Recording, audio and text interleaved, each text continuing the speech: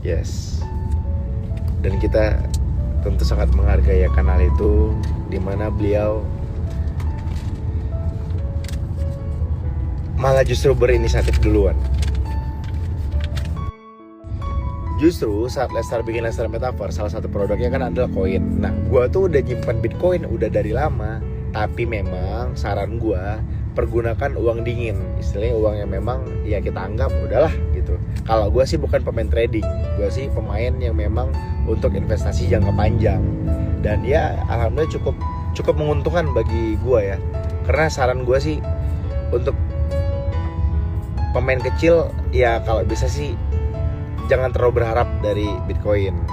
Nah, terus ada satu hal menarik lagi di mana kemarin tuh gue sempat kegocek sama isu CEO Binance mau dipenjarakan.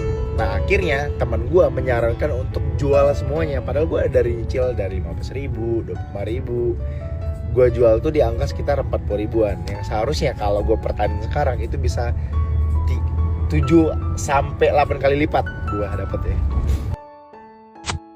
Ya pasti deg-degan lah di awal, karena artinya kan PR-nya, tanggung jawabnya lebih besar, lebih berat.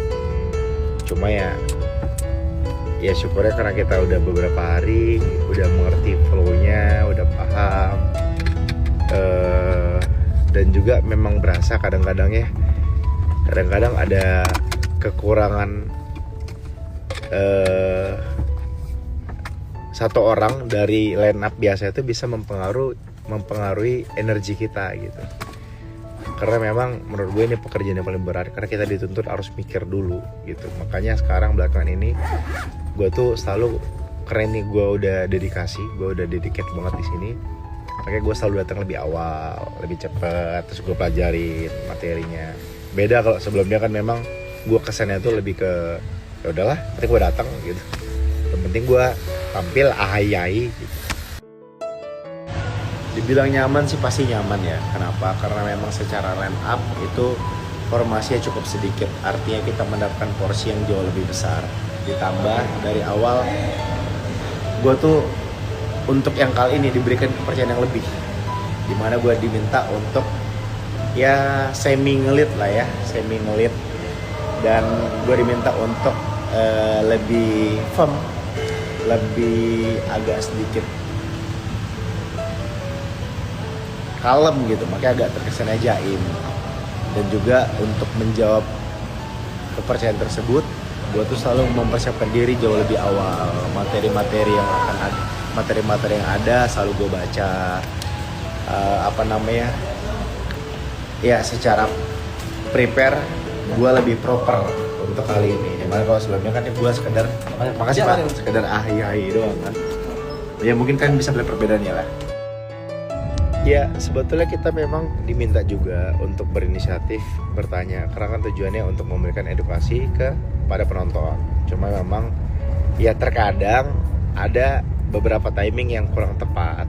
Cuma itulah pentingnya ketika kita bertanya, kita harus misal dibuka dengan mohon izin, mohon maaf gitu segala macam. Tapi ya menurut gua karena sekarang pengisi acara tidak sebanyak dulu, jadi situasinya itu tidak sekeos dan tidak sehektik sebelum-sebelumnya ya.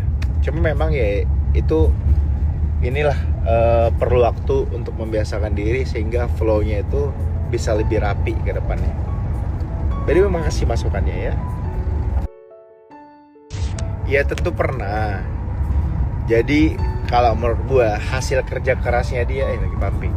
Hasil kerja kerasnya bini gue itu ya buat dua doang nih ya. Pertama buat anak sesekali, buat anak dia tuh effort banget memberikan sesuatu yang terbaik buat anaknya. Yang kedua buat koleksi tasnya dia. Dia tuh sekarang gemar tas karena memang tas bisa menjadi bagian dari investasi juga teman-teman.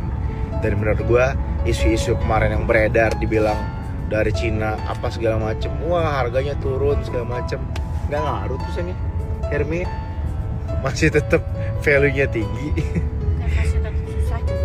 dan masih tetap rare juga, susah juga, langka juga, dan harganya tetap digoreng-goreng. Dan bahkan beberapa barang-barang yang udah lama kamu punya itu harganya justru makin naik ya sayangnya, cenderung naik begitu.